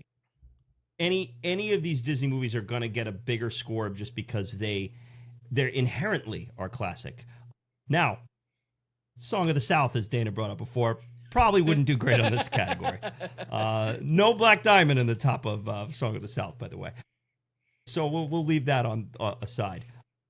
I can't go the full 10 because of what Tom brought up about the music. There's no big Disney song here. I really hit it up in the last category for that, but I will ding in that. But a lot of these Disney films that don't dabble with the problematic, which it certainly does not, are going to be 10s for me. So this will be a 9 because of the song factor. So a 9 for classic. Just remember, Kieran, what Mark Twain said about classics. It's what everyone wants on their bookshelf, but no one ever reads. Well, it's on my bookshelf, and we'll get to rewatchability in a bit, I guess. Yeah. So with Classicness, I said it has withstood the test of time. It has been remade and remade. There are lines from it that are spoken in everyday language. There are little quips that are taken from it. It's had, like I said, all these adaptations. It was a cult classic for a while. And I don't know about the film, but the book is still good. It's still better than the movie and still brings enjoyment if you read it. And so I think that's all sort of wrapped up together, and I had a 6 for it. She made a good point. Tweedledee, Tweedledum, the rabbit hole. But those are usually attributed more to legacy than they are necessarily to classicness. Yeah. All right, I'll stay with what I had, but that was a point that I didn't consider, though. But okay. Wouldn't you know it, we ended on a 6.13 average between the four of us. Finally, we move to rewatchability. Insert your own subjective test here. We have a test that most people have used that are guests on the show, named after a guest of ours on this current episode. So we'll let you lead, since this seemingly was at least a movie you said was seared into your brain from a young age. Sure was. I mean, as a kid, I think that there's a certain age where it's easy for things to be rewatchable. Clearly, you know, for Dana it was Peter Pan. For me, it was this. But I don't know that I'm gonna use that too heavily in this category today, because I think we approach this for the grown adult for the most part. This is not, and I'm really banging the drum with the music here, but that is going to be one of the things that makes a Disney movie most rewatchable is the music. You know, something like Little Mermaid, you know, you're putting on because you want to get to the big songs. You want to get to part of your world, and that's like the moment. It plays like a Broadway show. And this is a fun one to revisit from a nostalgic standpoint, and it's not a surprise that the people who had no nostalgic connection to this did not enjoy their stay at the Alice in Wonderland Hotel. It's gonna get some points just for being a Disney animated alone. It's gonna lose some points for not having some of the music and all that. So I'll put the rewatchability in its cool 74 minutes at a 7. Feels right. Well, I think my dad might be harsher on this film than I am. I will admit that there were stretches of this where I was a little bored. I don't think I'm quite as bored as boring. Did I mention it was boring? But the only major thing I find that this film has going for it to hold certain levels of attention is the fact that it's only roughly 75 minutes. And so as a result, I'm going to say this is a 3.5. I personally would not have to watch this movie again. As far as rewatchability, I think I'm going to give it a 1.5. I actually fell asleep and had to try to keep myself awake during this movie. It just didn't hold my interest, and I don't say that often about films. So, yeah, sorry guys. Normally you're just criticizing all of the Asian films for being weird.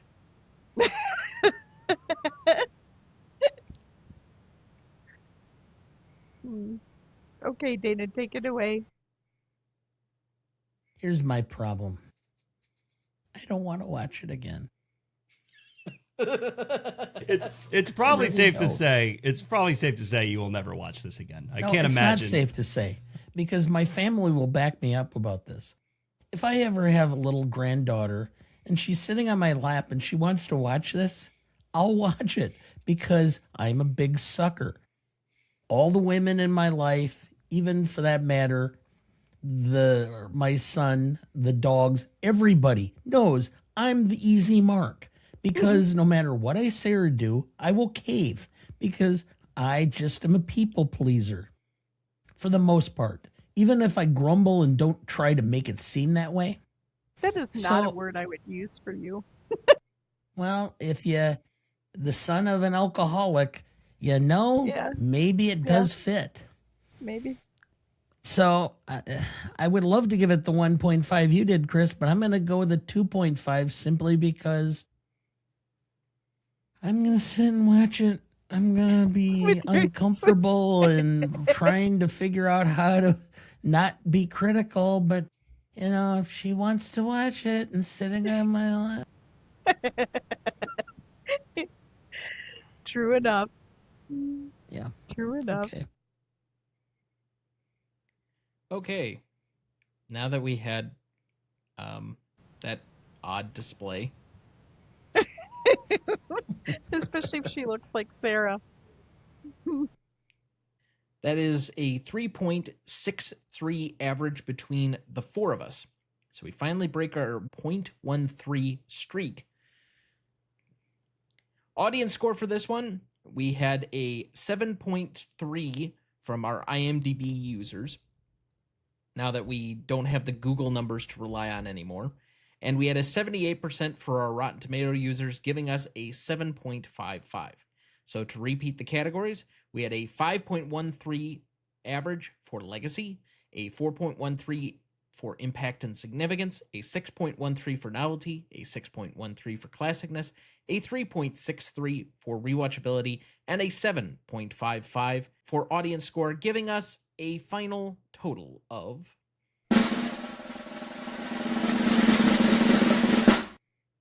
32.7, and currently placing it on our list at number 285 between The Quiet Man and Wedding Crashers. Wow. Wow. It also Ah, becomes boy. the lowest ranking film that Kieran has ever been on. Actually, that's not true. I take that back. Saw is no, I'm sorry. It dethroned Saw. Saw is 2 ahead of Alice in Wonderland. Wow. I feel better than I felt on the Saw episode. The Saw episode, I felt like a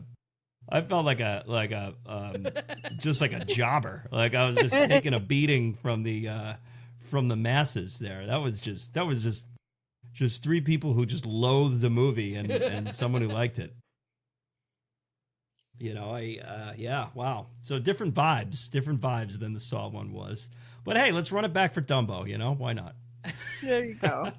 I don't think I hated Saw. It was not a film I wanted to return to, but I don't think I hated it. Jylan hated it. That was quite apparent. I think she gave it a 0 for rewatchability. Yeah. All right. But if you have any other questions, thoughts, comments, you can find us at greatestaltimemoviepodcast@gmail.com. You can find us on any of our socials at gmodepodcast, or you can write us at ronnieduncanstudios.com/gmodepodcast. Let's move quickly to remaining questions for Alice in Wonderland, for which I have none. I didn't really feel that inquisitive when I finished the movie. I was more relieved. Yeah, there was no sequel for this one. I'm good. The only thing I could say is that, well, at least this is better than anything that I've ever seen Tim Burton and Johnny Depp do. I'm not even going to say that. What is? I think the original Batman, while I have my issues with it, All right. Beetlejuice. I would enjoy watching that more. I would enjoy watching Batman Returns. Frankly, Nightmare Before Christmas isn't terrible. Like, as much as I've criticized Johnny Depp and Tim Burton for things before, and the Pirates movies are actually fun. I know we make fun of Captain Jack and all of that. The first 3 are a good time. Like, I really enjoyed those when I was a kid. We don't like Beetlejuice? It's No? okay. It's fine. Not a Beetlejuice fan. And Johnny Depp, he got Platoon, too. So, you know, bit part, but Okay. not exactly a Johnny Depp movie. But I can't imagine you guys are big Nightmare on Elm Street people. No. No. Not at all. First off, I've never seen it, and I'm hoping I don't have to, but the longer this show goes, the more likely that I am to have to see a bunch of horror movies. It almost happened this year for the CLP that I was going to have to watch a bunch of them all of a sudden, like right in a row, to fill out my list. Oh. Spooky season's right around the corner. I'm good. Probably my least favorite holiday. Yeah, the first horror film I ever saw was Rosemary's Baby, because as a 6-year-old, my babysitter wanting to watch it on the ABC, parental guidance suggested, and I'm 6, and she's going, "Oh, let's just watch this." Yeah, that was a good time. But hearing no other remaining comments or questions, I want to thank both of our guests for being back with us for their 20th and 22nd times. Just to again remind everybody what you're working on and where they can find you. I'll just put a public service announcement out there. Don't hire babysitters who push Roman Polanski movies. That's number one. No, I'm Kieran B from Best Picture Cast. That's where you can find us and all our stuff there. We have we're in our 7th year of a podcast. We got a lot of content out there, so check us out. Follow us on all the socials. We also have a Patreon. We have some good fun content. We have the VHS Lounge here. Bring a guest in, they pick a VHS off the wall, we watch it and record. It's a fun little offshoot there. So patreon.com/bestpicturecast, or just download the app and search Best Picture Cast. Me and RDB, who Tom mentioned before, do a little spin-off where we rank classic album tracks. So like we'll pick a classic album. We just did the Beatles' first album, and then we'll rank every track on the album from best song to weakest song. So we have some fun with that too. By the way, just a thought. You thought about the sequel to your show, which is, was it the Best Picture Cast, where you go through each year and you review the movies that were also nominated? I think there are already other shows. That is not what they do. We're not a Who Shoulda Won podcast. I think it would be fun to see you guys just like yell at each other about which film was or was not better than the Best Picture winner. Well, in our next step of the podcast, maybe we'll be in some form of that. So we'll see. But yeah. But anyway, we appreciate all of your listens out there, and then Tom and Dana, and happy to finally be on with Christine. Appreciate you guys having me on as much as you do, and help us get our brand out there. By the way, the hoodie is royal blue. Oh, baby. Now you're talking my language. I'm pumped. And I'm a hoodie guy. I'm a hoodie type of guy. So, and we're approaching hoodie season. So you have to let Tom know your size, and we'll get that ordered for you. I already know his size, and I have his address. It's all taken care of. You just need to actually procure it. Yeah, I will. I have to go down to the shop on the 9th of August to deliver the stuff for the office logo, so I will get Kieran's sweatshirt made. And then you just gotta sneak a spotted cow in the pouch. In the package? Oh, no. I was already planning on it. Ah, damn, I ruined it. We can't ship that stuff. No, the only, let's say, clothing size that I'm not aware of that I might need is his jacket size or his sleeve length for when he gets to 50 for the gold jackets. Oh, yeah, you're right. The gold jackets. Yeah, if the podcast goes long enough that he can get to 50, I mean, at that point, you might as well. I got to stave off Peterson, you know? Yeah. Well, by that time, I'll be sitting over the... What? What? What do you mean by then? Oh, fuck you. All right. But just a quick reminder, Kieran will be back with us in October for George Stevens' Giant. He'll be on with the aforementioned Peterson, W. Hill, so he'll maintain his current standing or lead over him. Such an internal crisis over whether to watch my 4K UHD copy of Giant or my double VHS cassette tape of Giant. I just don't know. Since you normally watch these films twice, why not just do it? It's a long movie. Yeah, this is true. This is true. I'll be at a crisis in between now and then. But Tom, have you actually watched all of Giant? Yes. Okay, because twice I've tried to watch it with you and you fell asleep both times. That happened one time. That happens every day, every week. Tom, I stayed up through Alice in Wonderland last week and you fell asleep. It's because I was bored. Dana, that's what we call a giant nap. Yeah, with snoring included. Sorry, I am who I am. Usually when we get to Friday and watch a movie and I start, drinking or something, I'm about ready to pass out. Yeah, I know. And all you kids kept giving me a bad time because I would fall asleep on Friday nights at my chair after a bourbon. And I'm like, yeah, well, okay. And Mom, you'll be back with us next week for our tiebreaker between Casablanca and Rear Window. Love both of those movies. It's going to be a tough battle. You're the first one to actually decide to sit in the chair for a tiebreaker. Me? Nobody else wanted to do it. Oh, no. I'm good. Everybody has run away from any of the tiebreakers. I feel it's because they would have to watch multiple movies in like a week. Well, but in fact, I recently had a trip to Europe, and on the plane over, Rear Window was actually playing on the plane, and I watched it. But I have seen this movie, I don't know, at least 24 times, and it never ceases to entertain me. And Casablanca is just romantic, and I don't know, I like the piece of history.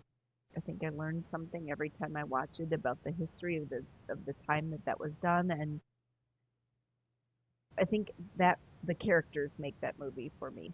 So I think it'll be an interesting show. now, for the sake of it, I know that somebody is eventually going to have their anniversary episode and they have to do a war film and whatever else. I'll make my pitch that either Casablanca or The Lord of the Rings would qualify as a war film. Very fair.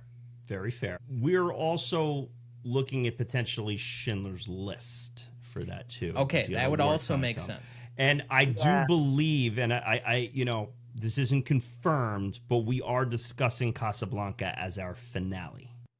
I think Okay. that's the plan with that, to make that the grand finale. Wow. Yeah. And then you got to do the full rankings episode. Oh yeah. Now that's going to be broken up into episodes. We're not doing that. I was going to say, We learned because hard the way. only way that you guys could do a full rankings episode is if basically you bring in sleeping bags and spend the weekend together. Yeah, well, when we did the 45, it was 7.5 hours of recording. And I know. I almost lost co-hosts and friends over it. So, yeah. Oh, yeah. But all right. Final remaining thoughts for the week, Dad. I'm enjoying doing my own podcast. Sidebar, I kind of plugged it in. I mean, for anybody who's concerned or have any interest, my schedule or our office schedule, we get scheduled out 5 to 6 months in advance. So even though I decided it was going to be a set time for a live broadcast every Monday, my schedule didn't always allow that. So I've had to miss a few, but for the most part, I've had a wide range of subjects, and I have a couple ideas on things that are coming up. I think my next episode I'm going to be, or which will probably be, will be broadcast before we release, will be on being a parent or father and having a career and the struggles associated with that. All right. And that is live on Mondays on his YouTube channel. That is Sidebar by DWD at Sidebar by DWD on YouTube for anybody that wants to catch that, because the audio versions haven't quite made their way online just yet. Yeah. What time on Mondays? 11 11 a.m. Central. So that'll be noon for you. Noon there in Eastern the time. Eastern time zone. And I try to keep it pretty close to 30 minutes so that, I think after about 35 minutes, people get tired of hearing me. You can watch those after the fact, though, on his YouTube channel. So even though they were live, they are able to be replayed after that as well. So if you can't catch it live, you certainly can catch it after the fact. A couple of personal things. First Watch Rewatch is ending its second season, I believe, the week after this comes out. So we will have done 8 episodes on The Good Wife Season 1. Unfortunately, Kieran, even though you made a suggestion, Sarah has already seen Burn Notice, so we can't do that one. I love Burn Notice, at least the first 6 seasons. Telling you, that finale is awesome. You got to watch that final season. The second to last season loses everybody, but that last season, it's like only 8 episodes, and it's killer. It's awesome. maybe eventually I'll move past it and be able to get there. The season before that is weak. It's super weak, and it's like 20 episodes, so it's like it really loses people. But they come back and they say, let's finish this story in 8 episodes, and they crush it. So I highly recommend you check it out. But that being said, we'll be picking our new show of whatever we're doing here coming up. I have a feeling that Sarah's going to probably pick season 1 of Dexter to go to next, but whoa. Now we're talking. Another Miami show that to came pick out. Yeah. But we watched it when it first came out. You never watched No, Dexter. you didn't. Yes, I did. I did No, too. you didn't. No, Okay. you did not. There's no way you would have watched that. Yes, I did. What is Dexter about, Mom? This This feels guy very who much like goes you around- saying... Okay, go ahead. He's killing people. Yeah, he's like a incognito murderer. Okay, He's not wrong. sure. But she has never watched it. I guarantee... Yes, I came in while you guys were watching it and watched a couple of episodes with you. It's not that I was Okay. fascinated by it or would watch it every week, but I knew But the Dad didn't premise even of it. finish season 1. Like, I tried to show it to him multiple times, and he didn't No, quite I get there did. because we... No, you did And not. I watched 2 episodes of, was it season 3 with Lithgow? That's season 4 with the Trinity Killer. Best season of the show. Yeah, incredible. One of the Yeah, best. I seasons got of through anything. about 2 episodes and I was so creeped out I couldn't finish. So because creepy. Lithgow's too fucking awesome. So creepy. He is my so God. good at everything that he does. American Yeah. Treasure. Yeah. Yeah.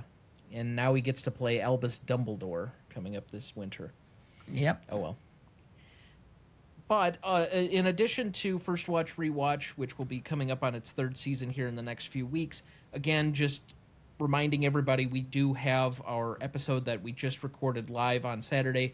As like with Dana's show, even though it was recorded live, if you missed it live, you could certainly come back to it and watch it after the fact. We discussed Crazy Stupid Love, the 2011 rom-com with Steve Carell, Marissa Tomei, Julianne Moore, and of course, the always great Ryan Gosling. But that is all I have for this week, so that looks like a good spot to end it. Thank you for listening. I do wish we could chat longer, but I'm having an old friend for dinner. Next week for our 325th episode, we once again break a tie. This time it's between 2 top 10 films on the overall list, Rear Window and Casablanca. Who will come out on top? It's anyone's guess. You won't want to miss that one, so watch ahead of the show by searching the Real Good app to find where it's streaming for you. That's REELGOOD. Please like, follow, rate, and review, or whatever on whichever platform you have so that more can join in our fun. You can also email the show at RonnieDuncanStudios.com or at greatestaltimemoviepodcast@gmail.com, or find us on YouTube, Instagram, Twitter, Letterboxd, Blue Skies, Threads, or TikTok at the handle @GMoPodcast. The Greatest Movie of All Time is a production of Ronnie Duncan Studios. Our show is mixed, edited, and written by Thomas Duncan. Our music is thanks to Purple Planet Music. Our distributor is Captivate FM. Our technical provider is Riverside FM.